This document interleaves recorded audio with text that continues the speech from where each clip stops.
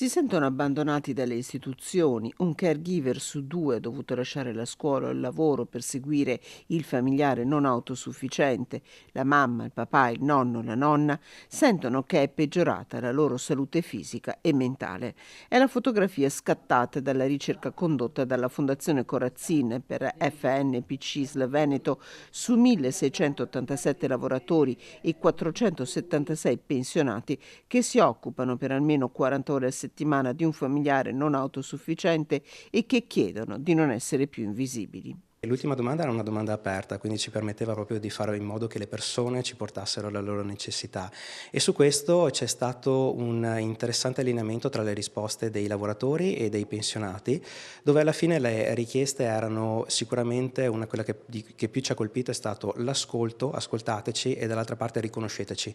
Un popolo silenzioso di donne e uomini che si occupano degli oltre 328.000 over 65 non autosufficienti che vivono nella nostra regione, quello dei caregiver, una figura che diventerà ancora più importante se si guardano alle proiezioni future. Se oggi i grandi anziani sono il 7,9% della popolazione del Veneto, nel 2042 arriveranno al 10%.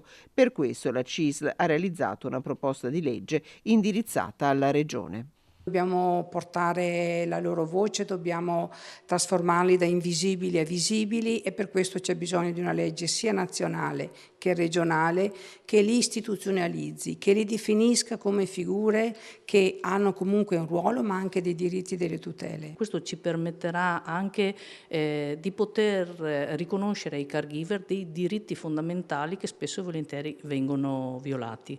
Questo in tutti gli ambiti, sia nell'ambito sociale ma anche nell'ambito lavorativo, perché spesso e volentieri il caregiver nell'ambito lavorativo in particolare viene molto spesso penalizzato. Spesso e volentieri si tratta di donne che molto spesso accettano di fare part-time pur di riuscire a conciliare la cura con il lavoro e nel peggiore dei casi invece abbandonano proprio il posto di lavoro.